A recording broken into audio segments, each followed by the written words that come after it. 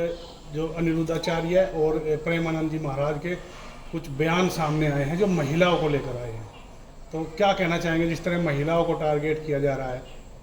तो अनिरुद्धाचार्य और प्रेमानंद जी ने जो महिलाओं को टारगेट किया है, ये वास्तव में सनातन पूरी संस्कृति पर हमला है और उनको हमला करने का किसी ने अधिकार नहीं दिया और वो सारी महिलाओं को व्यभिचारी कह हुए, तो ये बहुत गंदा उन्होंने कहा है और उनको समाज से क्षमा मांगनी चाहिए और हरिद्वार पर जाके इसके लिए प्रायश्चित करना चाहिए। उनका कहना है कि 100 में से 4 महिलाएं ही सही होंगी। क्या पैमाना उनके पास है उनके इस बयान से महिलाओं में? मुझे तो उनके इस भाषा से वाणी से ये लगता है कि इन्होंने 100 महिलाओं को टेस्ट किया हो तभी तो 4 फेल की होंगी इन्होंने।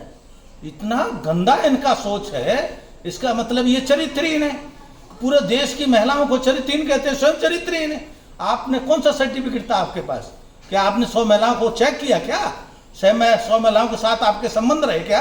मैं आपसे पूछना चाहता हूँ, आपके कौन सा सर्टिफिकेट आपके पास जो 600 महिलाओं में से आपने 4 को छाट दिया?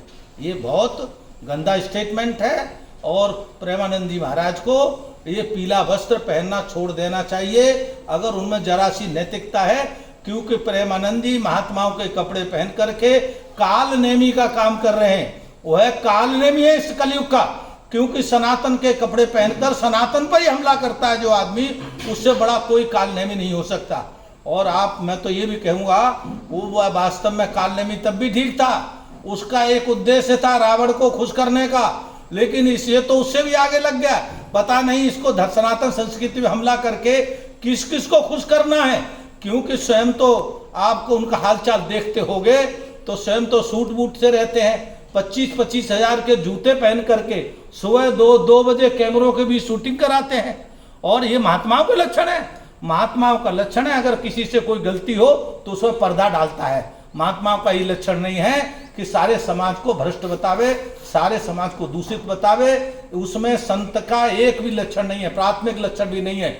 वह वास्तव में सच्चे रूप में कालनेमी है, धोखेबाज है, समाज के साथ अत्याचार करने वाला है और जितनी उसको संज्ञाएं दी जाए उतनी कम है प्रेमानंद को। और रही बात अनिरुद्धाचार्य की, अनिरुद्धाचार्य जैसे प्रेमानंद ड्रामेबाज है, कालनेमी है, और अनिरुद्धाचार्य तो वास्तव में ताली बजा के डांस करने वाला है। ताली बजा के डांस करने के अलावा और कुछ नहीं है।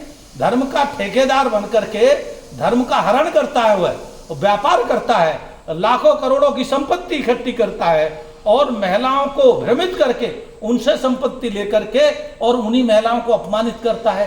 तो वास्तव में उसका भी ऐसा कुकृत्य है, समाज में क्षमा योग्य नहीं है। भारत की एक एक सनातनी महिला को पकड़ के उसे और उसको सबक सिखाना चाहिए और उसको कथा बंद करानी चाहिए ताकि वह सनातन पर दोबारा हमला ना करे। महाराज जी, प्रेमानंद जी ने अभी एक बयान दिया दोबारा कि जो गलत आचरण करते हैं वो ही विरोध करेंगे, बाकी जो संत समाज है वो मेरे साथ।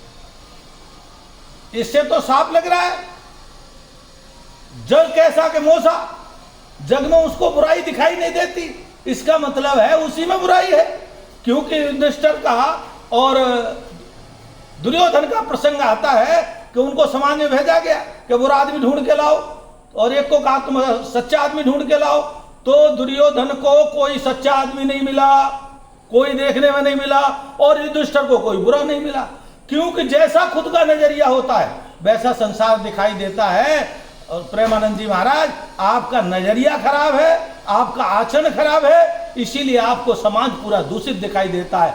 यहाँ की देवियां वास्तव में साक्षात भगवान का स्वरूप है, हम उनको भगवान का स्वरूप मान करके मानते हैं। और भारत की देवियां पूरे विश्व में श्रेष्ठ देवियां हैं। भारत की कन्याएं पूरे विश्व की श्रेष्ठ कन्याएं हैं, जिनकी जितनी तारीफ की जाए उतनी ही कम है। कोई अगर किसी ने एक आध ने गलती करने के कारण से कि ये 100 और 4 की संज्ञा देना, ये बिल्कुल निहायत गलत है।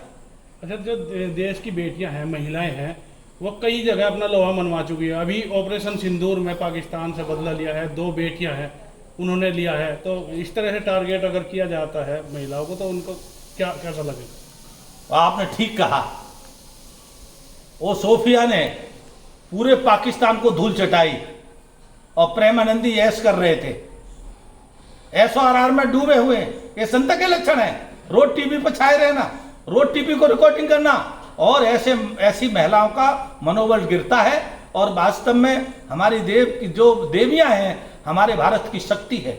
हमारे यहाँ एक से एक बड़ी देवी पैदा हुई है।